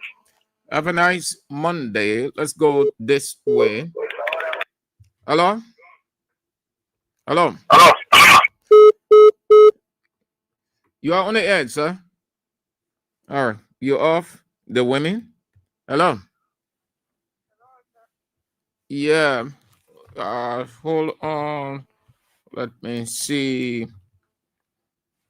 Let me go this way. Okay, let's go. Let's go, team. You okay now? You there? Okay, you went off. Hello? You want to cut off your radio, please? Let's hear you. Good afternoon, sir. Good afternoon. Yeah, my name is Sam Sayer, and I'm driving along the Tottenham Boulevard. You are driving? I've already parked. I just pulled over right now. I was driving. All right. Let's hear you. Okay. I just pulled over. Hello? You are on the air. Everybody listening to you. Yes, sir. My attention has been drawn to two issues. The first one has to do with the communication that came from the finance minister. You can remember Sam Andrew when this 16 billion problem came about in 2019. You saw the way Samuel Power came and spoke. He spoke as a financial expert. He told us that, look, there's nothing missing cost 16 billion. And he spoke as a financial man in that regard. But if you listen to Gafua in this millennium, he spoke more like a politician. You know the guy is a very cunning guy. He spoke like a politician trying to wrestle around the Liberian people. And you cannot continue there. And we're not continue for a long time. As a technocrat, when this issue come about, speak exactly what you know about. When you try to mesmerize, breaking Sierra Leone, calling your father minister, your colleague, father minister in Freetown, that was business there. If you will know the father minister in Freetown, like your colleague, that you got to tell us. And then the second thing I want to talk about is I really enjoy the pastor, Reverend Don, when he talk about the church. Look, Sam, the church now should take its rightful place in the community of our community in Liberia. Every time preaching, telling the people about sowing seed, and keeping the poor in abject poverty. Then see the car, some of our leaders in the churches run. See some of the places they go. See some of the food, see some of the clothes on them. And see the members who attend some of the churches, see how they look like. Then you will feel very bad.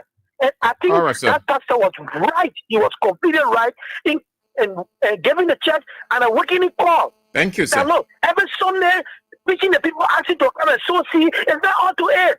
Teach the people how to become self-reliant. Teach the people about electricity. Teach them about internet.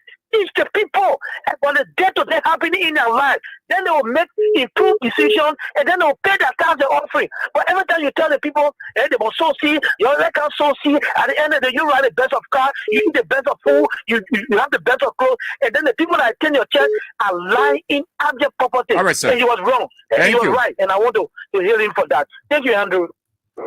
Hello. Good afternoon, sir. Good afternoon. This is Edmund Carr, the visually impaired are keeping this presidency to the fire to deliver.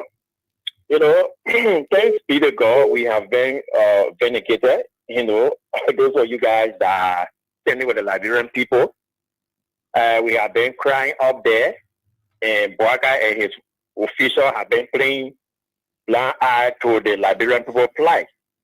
But thank God he has admitted the truth is the truth. And I don't know what his supporters now will say here, because this is why it was very, very important when the protesters came up to protest. It was necessary that he should turn up to receive the petition, because that which he is alluding to or agreeing to is what is in the petition. Okay? When the people go to the market, they go to the market, they come up with a various audio. They will say, oh, it was still managed, the program, the people to talk. Okay? So it's factual. You don't need the orator to come into the country to flag the issue before you can know what is happening. So we just hope that he is truthful on what he is doing. But for what we can see, it's just another cosmetic committee again that he has appointed, because I said earlier that it was necessary to allow the financial management team to take charge and say you want to use so much respect your businessman. You could have made him as official to that committee. Well, what expertise does he come with? What is he going to be doing? Is he going to be working with the very finance minister, the common minister, and other people to see about putting forth what he wants at the end of 45 days, which are true, it will not be enough? This is what we have been saying. Ever since he took forward, these are the things that he was supposed to be doing so that he can be able to resolve the solution in the country. And kudos to the orator. He said it right. He attacked every sector. So we hope the churches will learn something from there and start doing so. Because if I come with a problem, you pray. Yeah, prayer is enough. But what are you doing to make an impact in my situation? Are we going grieving in my heart with your prayer? But yet the problem that I come with, you needed some attention. No attention was made. All right, Mr. So we hope that they will take good faith and work accordingly. Thank you. Hello. Hello. Hey, Hey, I said call the radio off. You don't get the radio or leave the radio loud. Yeah, when you call. I was in my again. Just five of the road. Oh, I'm in Junction Town calling from Balancing Junction.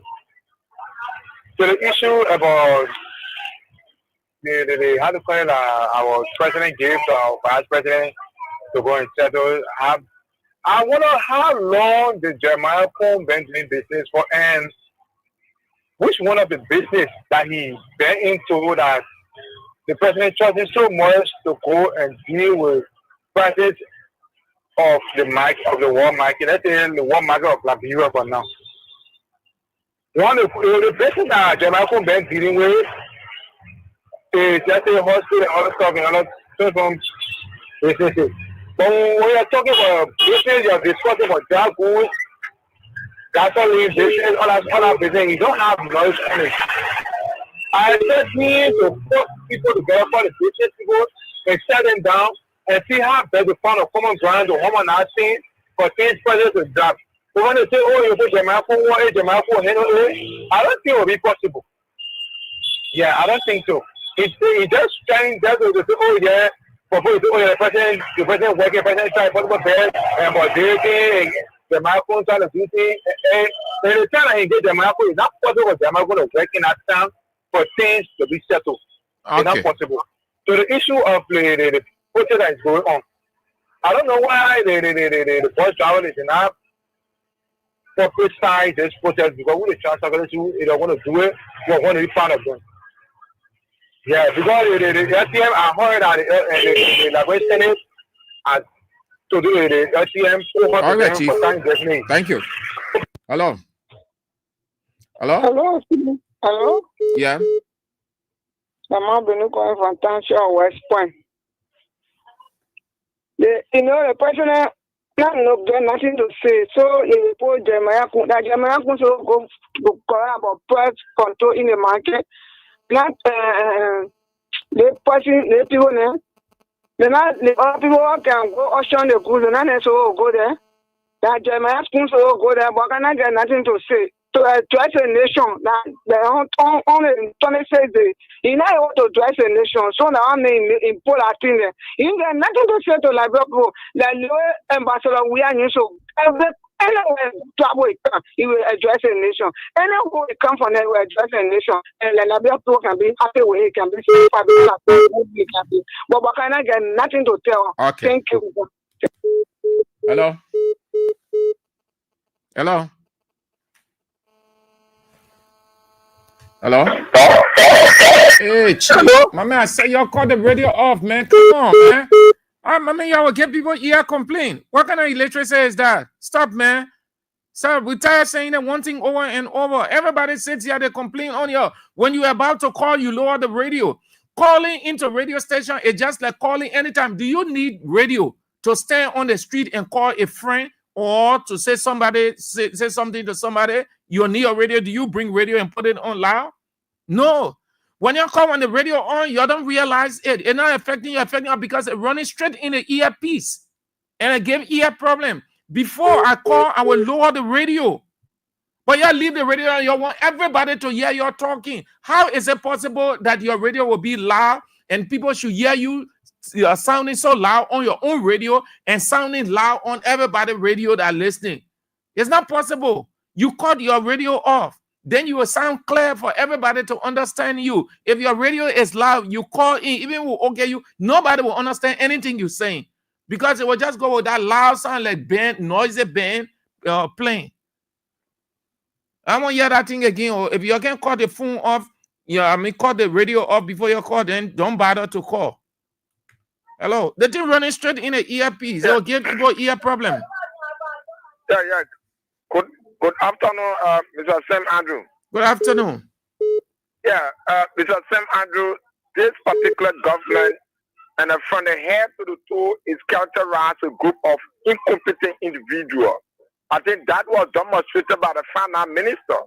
How will a finance minister take on the national media and without even telling all the state of the economy of Liberia and the processes that they are instituted to mitigate the high rate of inflation and the high the escalation of prices.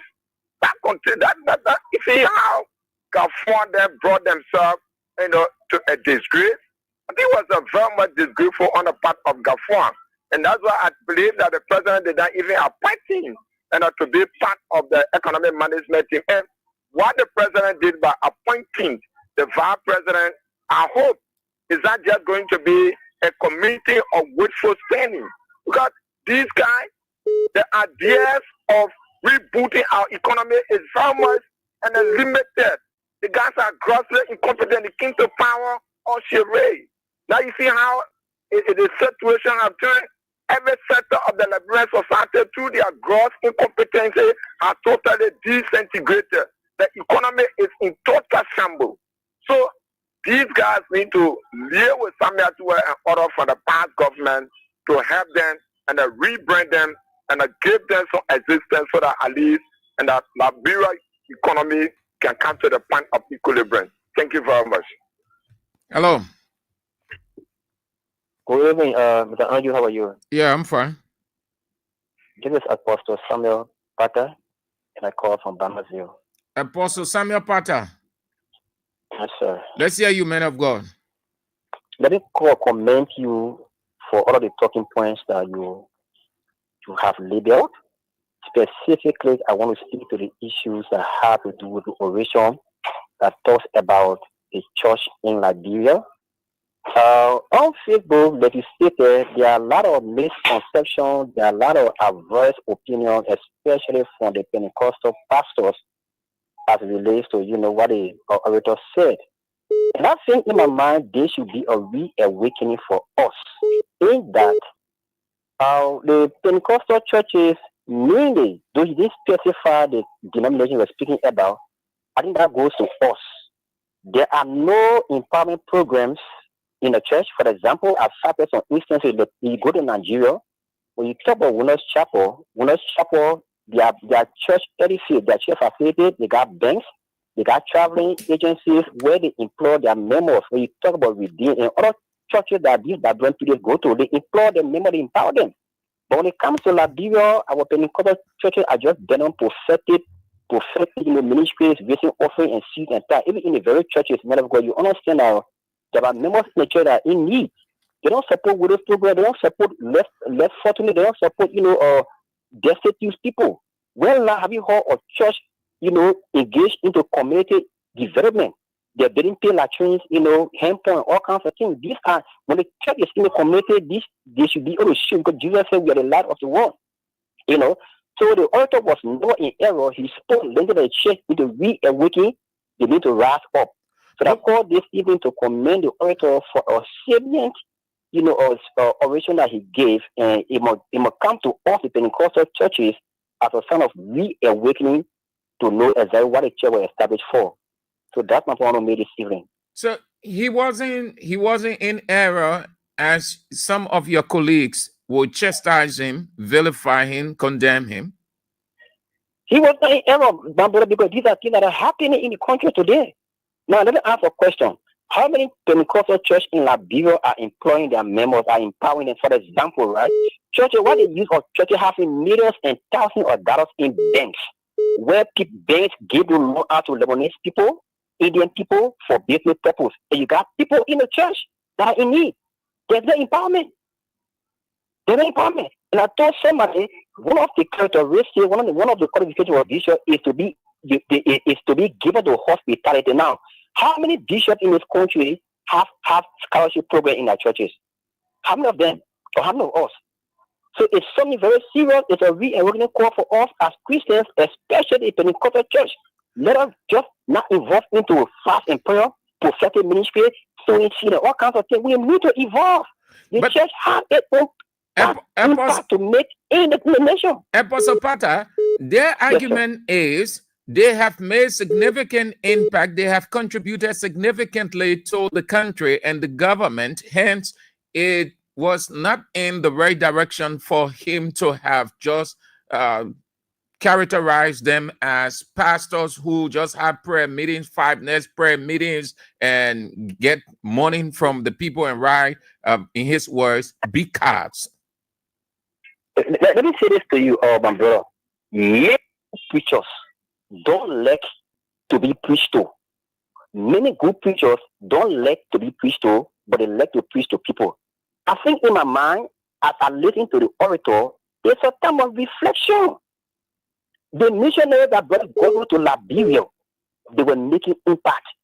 They built the Presbyterian Kings. They started here in Liberia. They were the first missionaries in Liberia. They started in Liberia, and they didn't do well. They went back in the Baptist King. They saw Episcopalian. They built institutions that were empowering people. But nowadays, the charismatic churches are doing nothing. Are doing nothing to raise offerings and start. They want general warfare and West. They're getting SUVs, while the people in the church are languishing in poverty. Now, how many churches in this country have you even seen that having that involved in agriculture, that making fun, empowering young people? So it's a problem. You mean so I don't see where they're going against the orators, all assertion on what he sees, One of the reactions was he talked about literacy program, and his own denomination, the Baptist sector, is one of the poorest sectors in Christianity. So they have to tell you how sincere the Reverend Dr. Don was. He spoke to the church in the generality. So what is here the Pentecostal church alone are the one that got friend with what he said? Yep. He didn't exclude Baptist church. He wasn't denominational. He said the Church of Liberia, inclusive of all Christians, all churches, including himself. Because he is a Christian, a Baptist preacher, a Christian preacher. So he said the Church of Liberia, and not he wasn't denominational to say Pentecostal. Yeah, so the word of God is a mirror. When it is being preached, we see ourselves into it. So I don't know where the renowned Pentecostal preachers are against. Some of them are saying that the men need to apologize. I saw one of them post and said that anyone who speaks against the church in that bureau, it will be condemned. What are you kind of thing for? The church need to rise up. It's a wake-up call for us. So I see it, as a wake-up call for us. What? So, Hold on. What you make of his statement? How did you receive it when he said, "Mr. President, I'm almost tempted to ask you to request the legislature to arrest pastors who goes pa pa pa pa pa pa pa." How did you receive that? How you think he said it? Okay, so 2 weeks ago I was in your studio and I said that we need a regulatory body that will regulate churches in this country, and I made mention of the internal affairs where people have some issues with. So the same thing I said is what we don't try to reinforce, because there are a lot of things happening in this country that should not. You think he was just kidding, just a joke, or a serious statement he made? Hello? The pastor went off. Hello? How are you, Stan? Yeah, I'm fine. Yeah, that's the Eddie Kale, man. I want to make my input. Eddie Kale, you on the air? Yeah. You see, let me come to the issue of the president. That now you know that you need everybody on board to build Liberia. Liberia is for all. But also you want an election, you don't even say Christian reconciliation. You call us people your predecessor. I know it's wrong. Mr. Parker, you sure you have done that? Oh, you realize it now, eh? You need people around you.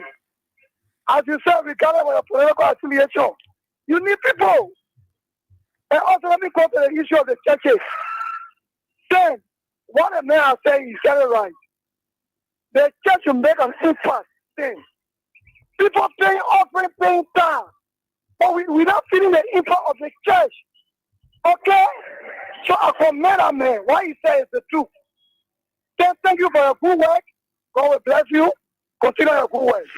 All right, Ebi Kale, have a nice day. You will go at the press service on the 30th. The president declared, the political declared press service.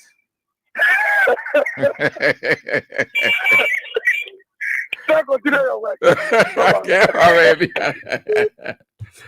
Yeah, Mr. President declared there is a national praise or national prayer day, July 30th. Yeah, did he say that? With this conviction, I hereby declare Wednesday, July 30, 2025, as a National Day of Prayer. On this day, I call on all Liberians and partners and everyone within our border, Liberia, to gather in our churches, mosques, and other places of worship to seek God's face. We should ask for this continued blessing, His blessing upon us, upon our land, and to renew our covenant for peace, unity, and reconciled Liberia. Our nation is moving forward. We are building on the gains of the last 2 decades with a focus on determination. We are improving Liberia's image on the international stage and rewriting the narrative of who we are as a people and what our country stands for. At home, progress is visible. All right. So that's it. That's it. We have to go. We would look at this on the eve of the 30th. Today is the 28th. Tomorrow, the 29th.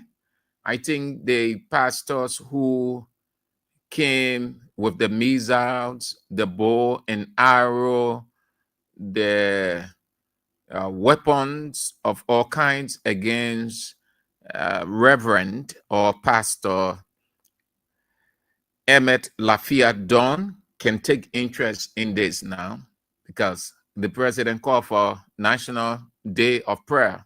So, because they argue on spiritual ground, because the man said everything is spiritualized, normalized, romanticized, and they got that. So, yeah, is it? Mr. President called for national prayer. He declared, rather, National Prayer Day on Wednesday. So the pastors who lambasted the orator said all kinds of awful things about him. You're entitled to your opinion, as he entitled to his opinion. He expressed his opinion. So here's the spiritual side now. You can take advantage of that. The president called. The president declared, the president decree. The decree is out for a national prayer. So y'all get ready for that now, because you people argue the church is this, you're spiritual, you're all kinds of things, and start lambasting the Baptist sector. You can compare the mainland churches, no disrespect to mainland churches, the Pentecostal churches, but your Pentecostal churches, all of us in this country were saying it. You talk, when you say investment, that's the mainline churches, the mainline sector, Methodist, Baptist, Catholic, Lutheran, Episcopal. Those people are the church people that can say we have invested and we stay investing in this country. The Baptist, Methodist, Catholic, Episcopal, Lutheran, and on we can go. Those are the churches or that sector. They refer to them as mainline sector. That's how they call themselves. It started well back, because they were on the scene before most of these Pentecostal churches started springing up. They have investment in this country. What the Pentecostal have, no disrespect, except for few Pentecost churches, few charismatic churches, majority of the churches in the Pentecostal or charismatic sector, nothing. And most of those people, because I follow the argument, majority of the guys who argue, who came against this man, because he didn't come with flattery, because most of the Pentecostal people, they love flattery.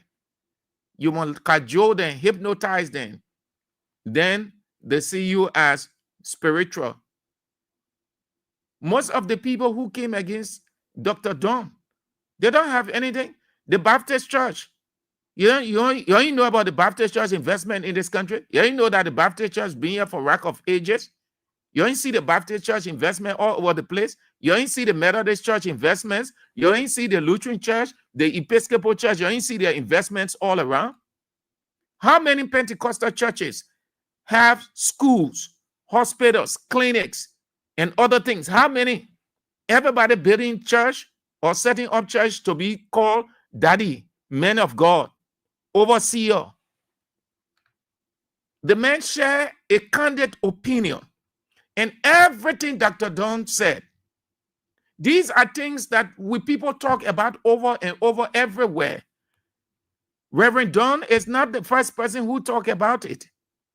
And he did not even examine his church, because the first place a pastor observation starts is his church before getting out.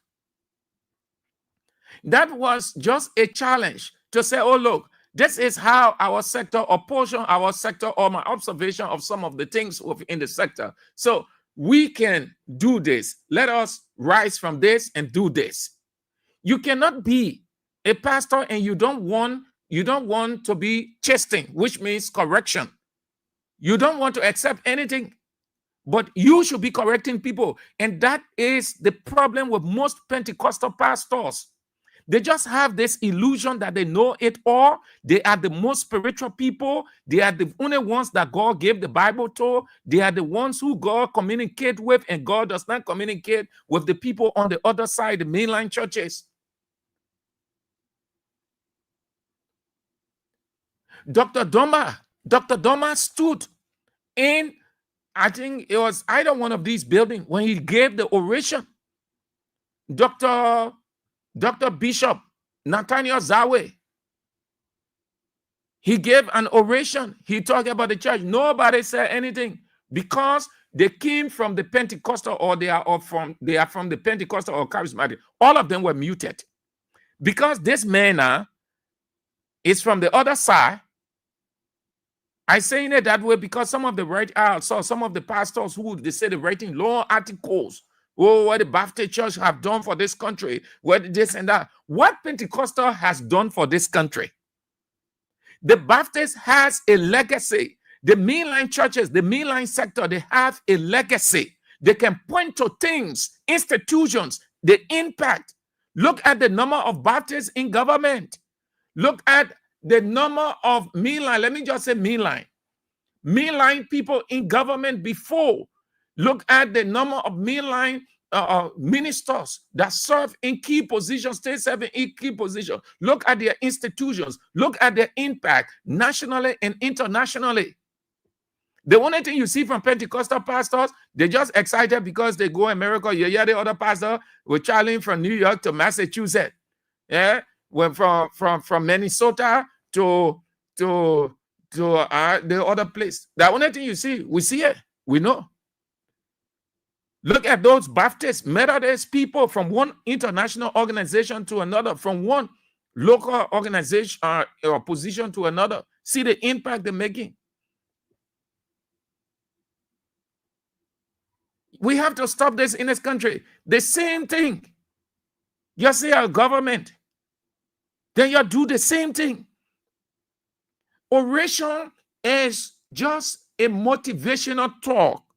That's what oration is, to get people, to bring people alive into certain things, to know how this one is this. It's opinion sharing, it's experience sharing, it's more of motivation. That's why they say oration. Pastor can get oration when you're preaching in a church, you're criticizing the people, you're condemning them, you're saying all kinds of things to them. You ain't know that you're wrong. You ain't know that it's unspiritual. That's why, sorry to say, all of us in that Pentecostal sector, but you cause people to look down upon our sector because you claim to be to have it all and you have no understanding whatsoever of certain situation. It is wrong. You gave your talk. When you're preaching on Sunday, that oration you're giving. Weekdays, revival. When you take to the pulpit, that oration. Oration is a public address to inspire people, edify people faith, challenge people to do this, motivate people. That's what it's all about. That's what oration is about. It's just a motivational, edifying, bringing people alive, challenging. So you hear the person say, I suggest that we do this. This is this. I recommend that. That's all. You do the same thing. What kind of pastor has not stood on the pulpit to criticize? Then you should not be telling the congregation the kinds of things that you tell them. You know that very well. That's what Jesus said in John 8:7. He who has not sinned, let him be the first to throw the stone.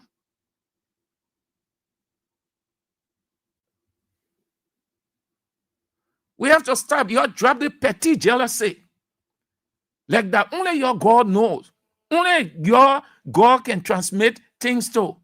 Besides you people, nobody. The man talked too many things. Dr. Don mentioned in his address, or that made up his oration. Those things, you are pastor. Pastor is a national stakeholder.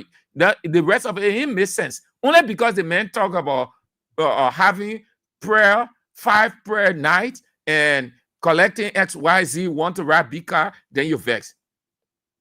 What kind of pastor is not profiting from the congregation? What pastor in this country is not profiting except your congregation is not large? Every pastor, in fact, the life that they live in today, the success that they have materially and financially from the people. No pastor just came to the pulpit wealthy. 80 to 85% of the pastors in Liberia is from the congregation, their advancement. Don't we hear the people say, we tired of giving money? What can I share? Whole day we just giving money, they're just collecting, telling us to bring that. You pastor, you criticize, you give your opinion. But I can understand, because most of the pastors, no disrespect, giving my observation of them, when somebody writes something on Facebook, you know, they like comment. So when one member can, yeah, daddy that ill, then the other pastor can, man of God, you said it right. We're all validating. The main address was simple. The normal thing. Everybody been talking about how the church looking in Liberia. Yet the Liberia Council of Churches there, they politicize themselves. Did any one of you look at the Liberia Council of Churches and say this is wrong? You people muted yourself. You never had the audacity and the guts to look at the Liberia Council of Churches and say this is wrong, because the Liberia Council of Churches is a religious body. It's not political. But you muted yourself. You were afraid. But that Dr. Don, you put your own strength on. You take time before God punish you for that. It's not good at all. It's not good. It's not good. That is the same thing, if not the same, similar, that God punished Miriam, Moses' sister, for criticizing him. Everything. Most of you Pentecostal people, you get problem with it. How can prayer? How has your prayer changed this country? Look at what the country is in. Look at what the country is in now. Pastors out of the country, in other countries, they can speak to national issues. They look in the face of Mr. President by their platform and tell Mr. President XYZ, they get on radio station, face the talk show host and say what is going on in this country is wrong. We have to do this, we have to. And they will give instances, they will use the biblical knowledge and contextualize it to find a solution. You don't do it. Hold your own pulpit. You're prophesying. So how prayer has changed, because this is part of what you people, when the men talk about prayer, then you get there. So how prayer has changed this country? How prayer has stopped corruption? How has prayer stopped ritualistic killings? How has prayer changed the outlook of this country? Before you say you're praying. You know what prayer is? Prayer is acknowledging God as the most supreme, putting everything that you are into all that he is. That's all. That's why he said in everything, take it to the Lord in prayer. But you will present prayer like the extra strength or extra thing that when you do it, then you die, or you're part of God's plan. You pray 50 times a day. It will not mean anything. Once you don't have clear intention. I see your time is of the essence. Just try to close that. It's so good the pastor called. That was a coincidence because that word I wanted to close my list. Thank you. That's all the time we've got. So that's it, yeah? The finance minister said no agreement has been signed. So all United Party people, yeah, please take your post down or you can keep on writing. I can join our men on the other side. The men in the quit to break. Hello. You take the post down because the finance minister made it clear. Anyway, you say the information minister revealed all class reloaded. What kind of information minister that? So you please take the post down, yeah? And no, it'll be too shameful because people have taken all those posts. And you see, I have all in my phone. All that just few I read. So you will not lie. The first time it came, we told you that it was not possible. You condemn or you say all kinds of things until it went down the drain. You stopped. More than a year after, you came back again. We have told you people again. And your finance minister confirmed it. He said, no money, nothing signed yet. So you see how your own finance minister made your shame? People who are educated. I'm surprised I'm more early than Costa them, but what do you expect? These are for Costa and the other people in the empire, you know, they're looking for handouts. So you expect when more Ali put something on, all of them will take it. When Daniel Sano put something on, all of them will run away so they can say, yeah, they together, Unity Party are supporting Bwaka. What a shame. What a disgrace. I see you. We're back tomorrow, if God permits. The news is on in just under 30 minutes from now. King's Newsroom. You want to follow us for that. And then at 6:50, CDC Hour with Isiaka Sharif. And then, you know what happens after that? The night is summarized. Face the issues with Teacher Light, Anthony at Law, Ibrahim Wynn. You don't want to miss it. If God permits, we're back tomorrow. Shalom.